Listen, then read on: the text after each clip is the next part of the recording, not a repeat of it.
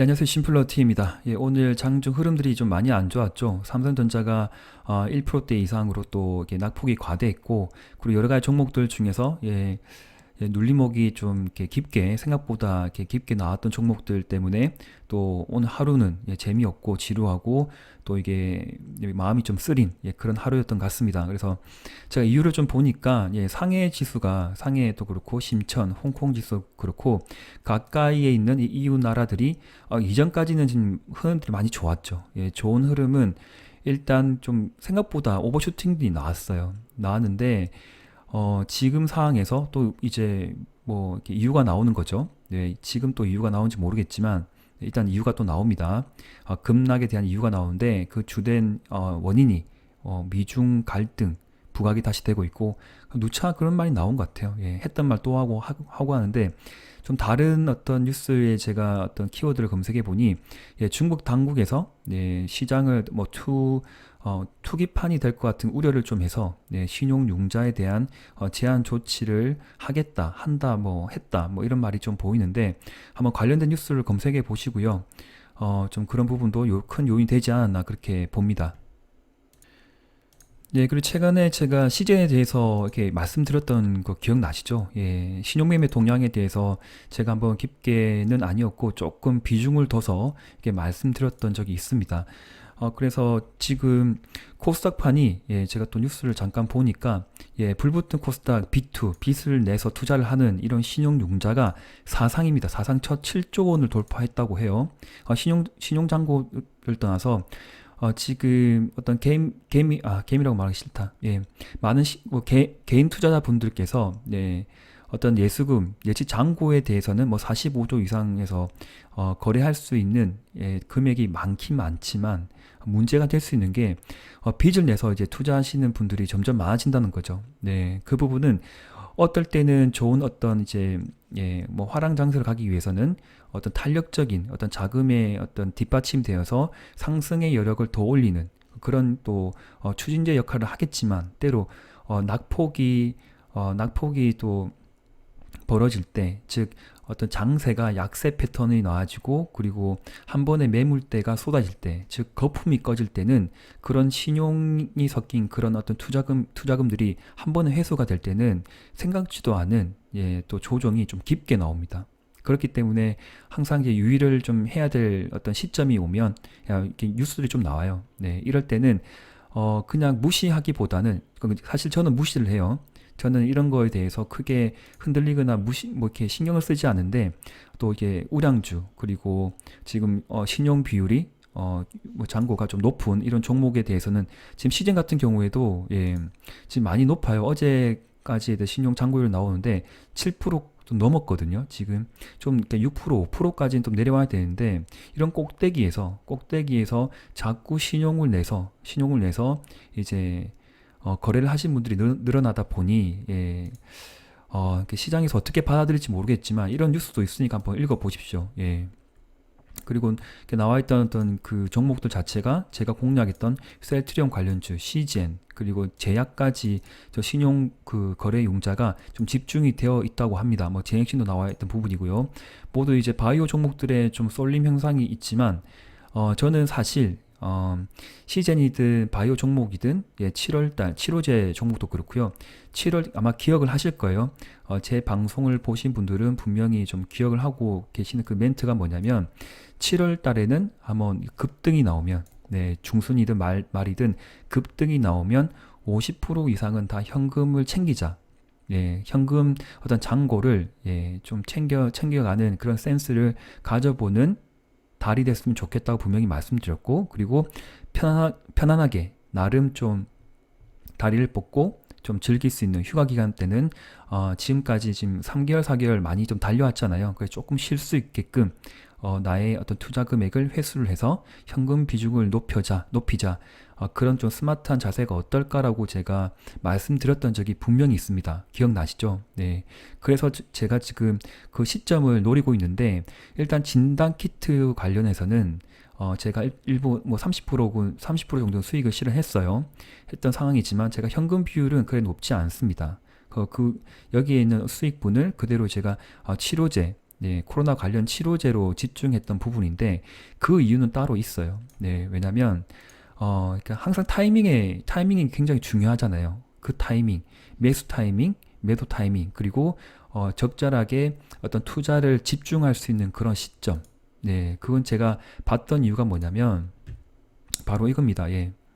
지금 이거는 지우고요. 그리고 바로 이 뉴스인데 M사의 네이버에 부강약품 레보비르라고 한번 검색을 해보세요. 보시면 제가 8월 달 초에 특허청에서 지정하는 세 가지 후보 물질을 저는 제 나름대로 말씀을 드렸던 적이 또 기억나시죠? 첫 번째가 이제 그 지시 녹십자, 예, 그래서 혈청 치료제, 혈장 치료제 관련해서 종목이 있고요. 그리고 부강약품은 약물 재창출에 관련된 기대감으로 제가 이제 소개를 드렸고요. 그 다음에 그 혈장은 이야기했고, 항체 치료제 관련해서 셀트리온 관련주를 제가 공략을 한다고 말씀드렸고, 저는 개인적으로 셀트리온 제약이 탄력이 높고 상승을 하게 될 경우, 예, 추가 상승 여력이 높기 때문에 저는 이제 투자를 했습니다. 다 나름의 이유와 근거가 있고, 그리고 제가 보는 어떤 보는 건 아니고요. 좀 촉이라고 말씀드릴게요. 감이에요. 감인데, 이 감이, 뭐 100% 맞다는 아니겠죠. 아니겠지만, 제가 경험에 또 빗대서 말씀드리면, 그런 시점이 오면, 예, 8월 첫째 주, 그러면, 8월 첫째 주가 될 수가 있을 거고, 아니면 뭐 7월 말이 되겠죠. 그러면 1, 2주상, 즉 뭐 다음 주나 다다음 주에는 뭔가 가시적인 어떤 성과, 어떤 뭐 관련된 뭐 뉴스가 나올 수도 있을 것 같고, 그리고 뭐 자체적으로 뭐 발표가 있겠죠. 네, 그런 걸 기대해서 제가 일단 노린다고 했는데, 지금 최근에 좀 흐름이 좀 많이 안 좋죠. 예, 그 부분에 대해서는 제가 조금 뒤에 차트로 다시 말씀드릴 예정이고요. 그래서 제가 오늘 말씀드리고 싶었던 건 첫 번째, 네, 신용 잔고에 대한 문제, 코스닥에 어떤 집중되어 있는 신용 빚을 내서 투자하는 그런 이제 수치적으로 이제 어쨌든 안 좋아요. 어쨌든 안 좋기 때문에 그 부분의 리스크는 항상 조금 간과하지는 말자. 예, 막 너무 신경 써서 매매의 어떤 흐름을 뭐 흐트리거나 어떤 적절한 시점에 베팅을 해야 되는데 그걸 이제 네, 베팅하게 될 때 그런 것들이 장애가 되면 안 되거든요. 예, 참고의 사항이 될 수 있는데 어떤 그런 장애를 생각을 해서 적절한 시점에 투자를 못 하거나, 네, 그러면 안 되겠지만, 만약에 한번 좀 돌아보실 게 뭐냐면, 이렇게 일단 시젠 같은 경우든 뭐 다른 종목도 분명히 적용이 될 겁니다. 급등하는 종목들 지금 잘 나오지 않지만 혹시나 그런 종목들이 코스닥에 어떤 지금 매매를 하고 계시다고 하면 상승할 때마다, 예, 또 시젠 같은 경우에도 뭐 내일 금요일인데 항상 뭐 진화키트 관련주들이, 예, 좀 금요일 강했죠. 그래서 제가 보는 또 내일의 전망은 또 왠지 강하지 않을까. 예, 치료제는 좀 반등이 나올 것 같고, 그리고 진단키트 관련주들이 또 뭐 급등 모르겠어요. 급등하는 건 너무 좋겠지만 그래도 일반 지금 많이 상승한 어떤 부분이 있기 때문에 이게 하락보다는 뭐 4, 5% 이상 더 조금 상승하게 되면 일부 또 수익을 실현, 뭐 5%든 10%든 현금을 조금 더 챙겨가는 것도 나쁘지 않다라는 것을 제가 한 번 더 오늘 강조를 드리고 싶은 부분이고요. 두 번째는 뭐냐면, 예, 바로 종목들에 대한 내용인데, 이렇게 제가 어떤 전망을 잘 했다라고 보기는 아직 모르죠. 왜냐면 결과가 없으니까. 예, 뭐 후보 물질이 될지 안 될지는 모르잖아요. 모르는데 저는 일단, 예, 그렇게 내다보고 7월 달 첫째 주부터 강조를 해서 제 지인분들과, 그리고 또 제 방송을 또 애청해 주시는 많은 분들이 아마 부강납프, 뭐 대웅제약, 그리고 뭐 일양, 뭐 관련된 치료제 관련된 종목들, 그리고 녹십자, 랩셀, 셀트리온 관련주를 아마 포트폴리오에 다 가지고 계실 것 같아요. 그래서 제가 걱정이 좀 되고요. 왜냐하면 계속 상승하면 좋은데, 조금이라도 1%, 2% 상승하면 좋은데, 또 반락이 어떤 눌림목의 어떤 강도가 좀 높고, 그렇기 때문에 많은 분들이 또 걱정을 하실 겁니다.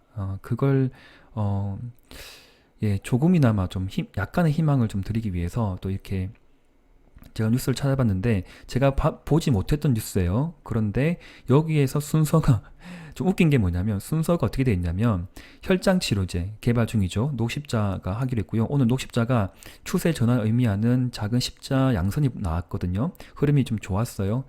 이렇게 하반 경직이었던 그 흐름을 이어갈 수 있는 봉이 나왔고, 그러면 전 녹십자 랩셀을 일단 공략을 했습니다. 근데 첫 번째로 녹십자가 소개가 되었고 두 번째는 셀트리온 관련주입니다. 셀트리온이 아마 빠르면 이번 주죠. 내일이네요. 내일.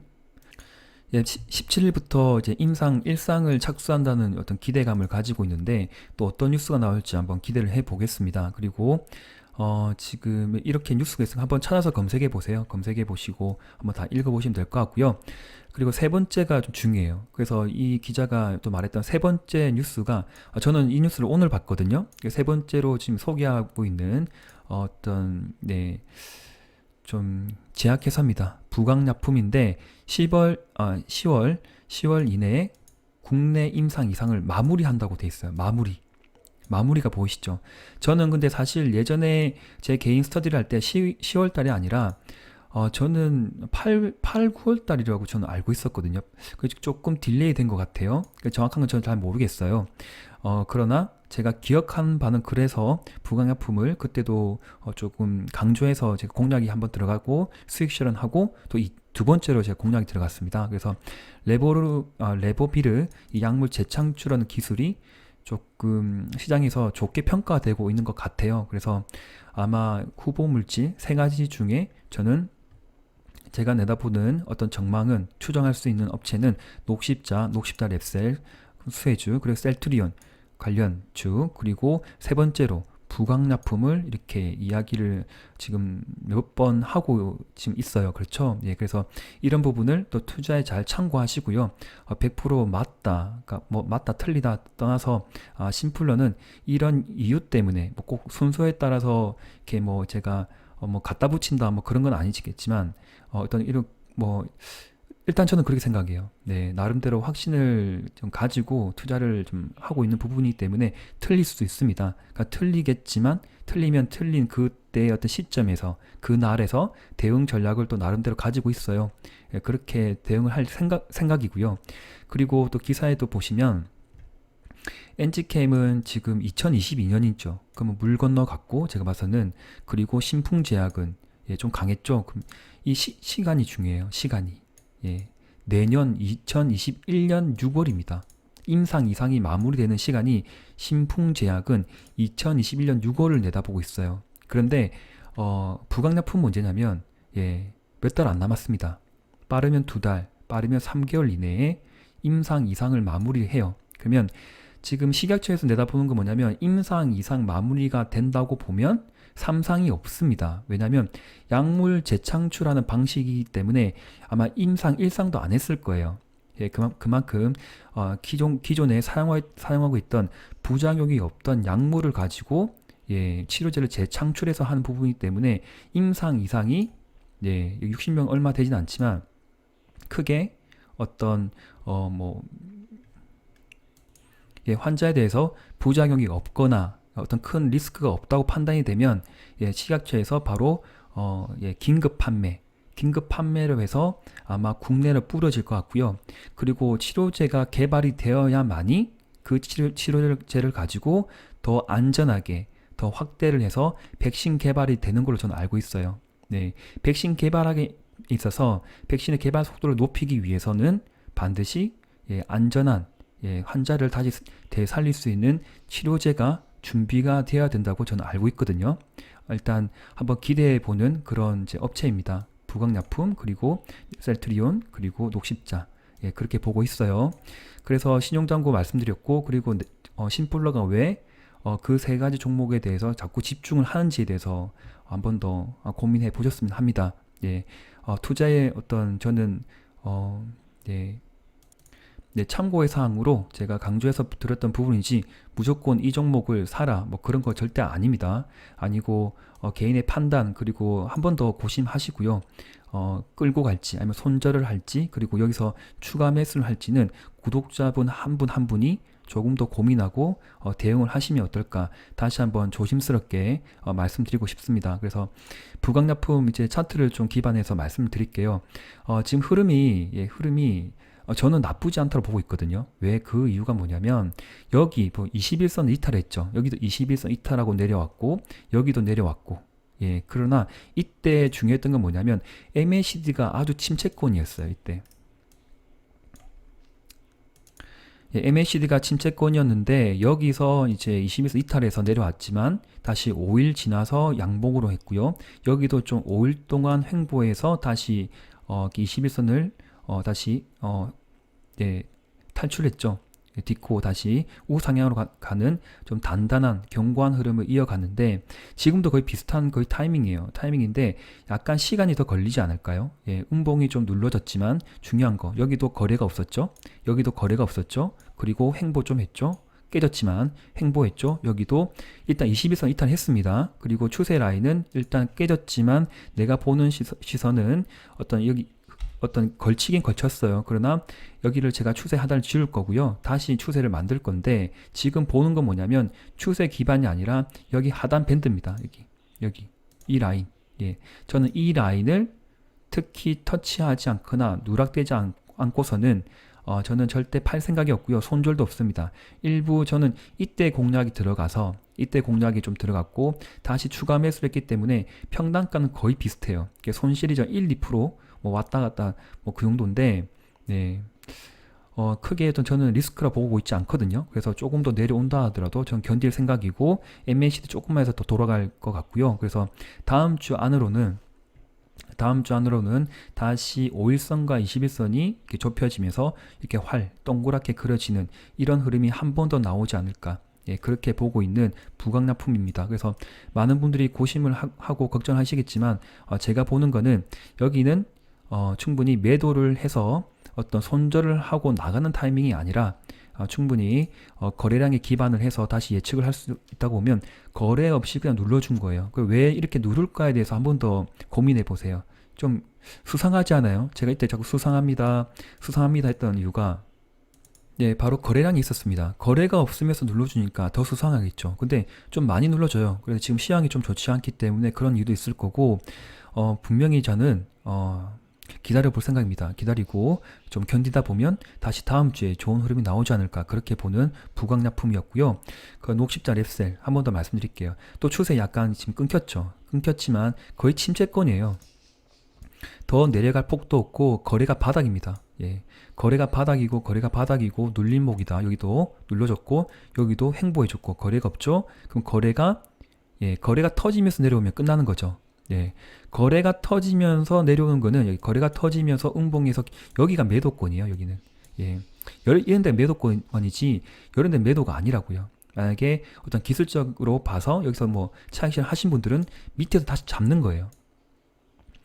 목십자 랩셀에 대해서 잘 아시는 어떤 분이라고 하면 시장을 내다볼 수 있는 약간 어떤 바이오에 대해서 성격을 잘 아시는 분이라고 하면 여기서 매도하신 분들은 필히 여기서 잡으셨을 거예요. 잡고 있어요 지금. 내려갈 때마다 더 산다. 그래서 하나, 둘, 셋, 넷, 다섯.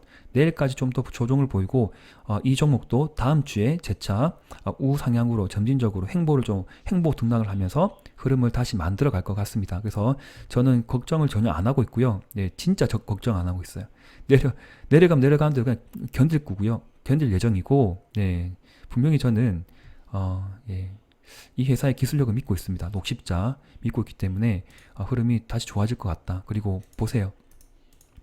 녹십자가 지금 대장주죠. 대장주인데 지금 갭을 좀 찬찬히 메우고 있어요. 갭을 또 이만큼 잘 메웠어요. 메우고 다시 올렸어요.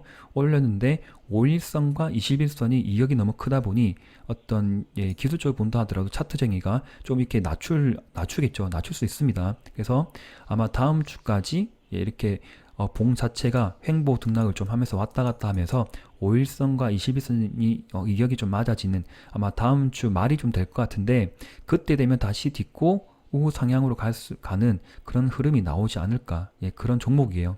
그래서 녹십자가 오늘은 잘 지지를 보이고 이렇게 십자 크로스 좀 나갔긴 했지만 지금 자체가 좀 과열권이죠. 그래서 일부 거래가 좀 줄어들면서 행보 등락을 좀 하면서 다음 주까지 일정 기간만큼 조정을 보이면 재차 녹십자리 똑같을 것 같아요. 상승할 수 있는 여력은 큽니다. 그리고 헬스케어가 지금 또 이렇게 내려오는데 신용 비율이 뭐 높다고 하지만 제가 찾아보니까 그래 높은 건 아닌 것 같아요. 시즌하고 좀 비슷하긴 한데 약세 패턴이 계속 이렇게 만들어지는 거에 대해서는 좀 가슴이 아픕니다. 그래서 지금 투자 비중이 외국인들이 참 많이 파네요. 팔고 기관도 파는데 이제 아마 이런 매물 던지는 이런 흐름들이 점차 줄어들지 않을까. 던질 만큼 던졌고 다시 던졌으니까 다시 수거를 해서 이렇게 가져가지 않을까 생각을 뭐 드는 흐름입니다. 그래서 조금 더 버텨 보시고요. 지금 여기 손절을 하거나 어떤 던지는 그런 입장은 저는 아니라고 봐요. 다시 좀 힘든 시간이 왔는데 한번 10만 원까지 터치할 것 같고요. 한번 흐름을 또 보도록 하겠습니다. 그 대신 제약주는 또 강했죠. 제약은 또 잘 뭐 이렇게 하단 추세하단을 잘 지지를 보이면서 십자 크로스 나오고 그리고 매국이 좀 샀네요. 애매하게 샀는데 일단 이런 흐름을 한번 또 계속 지켜볼 수밖에 없는 그런 것 같습니다. 그리고 시장 같은 경우에는 또 오늘 잘 버텨줬죠. 좀 큰 나름의 또 롱바디죠. 4% 이상의 또 이게 좀 상승폭이 많았는데 외국인들이 좀 많이 샀네요. 외국인 분들이 좀 감사하게 땡큐하게 3일 연속 거래가 나왔습니다. 이런 고점에서 가져가던 이 흐름이 단타의 성격인지 뭐 중장기로 보는 부분인지 모르겠지만 한 달 동안의 순매수량을 보면 시제는 외국인들이 가져가고 있다는 겁니다. 외국인들이. 이런 고점인데도. 그래서 이 주가가 쉽사리 16만원 체크를 해볼게요. 16만원대를 가격을 지지를 보이고 점차 또 우상향으로 가는 패턴이 나올 수도 있다. 비록 지금 심리도 가열권이고 어떤 에너지가 많이 지금 응집되어 있는 상황이기도 하고 신용 잔고가 많지만 쉽사리 꺾이지 않을 그런 종목인 것 같습니다. 그러면 이제 우량주 관련해서 뭐 현대차, 현대모비스, 뭐 다른 종목들 제가 차트 설명을 하려고 했는데요. 또 시간상 좀 많이 지체가 돼서 제가 다음 영상으로 오전이나 저녁 늦게 한번 영상을 또 남겨드릴게요. 그래서 혹시 궁금하신 분들은 종목 뭐 궁금하신 분들은 그러니까 제가 공략했던 종목들에 대해서는 괜찮은데 제가 뭐 잘 모르는 종목들 있잖아요. 그러면 제가 좀 실수할 수 있는 부분이 많아서 가능한 제가 뭐 한두 달 이내에 한번 뭐 한국정보원도 있을 거고 여러 가지 종목들이 있겠죠. 더전 비전도 있을 거고 그런 종목들에 대해서는 뭐 이제 뭐 댓글에 남겨주시면 제가 뭐 간단하게라도 또 설명을 더 드리도록 하겠습니다. 힘든 시기는 또 있어요. 잘 버티시고요. 또 견딜 땐 견디시고 그리고 지금은 시간의 문제인 것 같습니다. 제가 보는 특허청 뭐 3대 물질 왠지 제 촉이 맞지 않을까. 틀릴 수도 있겠지만 저는 긍정적으로 생각하면서 마음을 좀 놓고 내려온 대로 그냥 관망을 할 예정입니다. 감사합니다. 심플러 TV였습니다.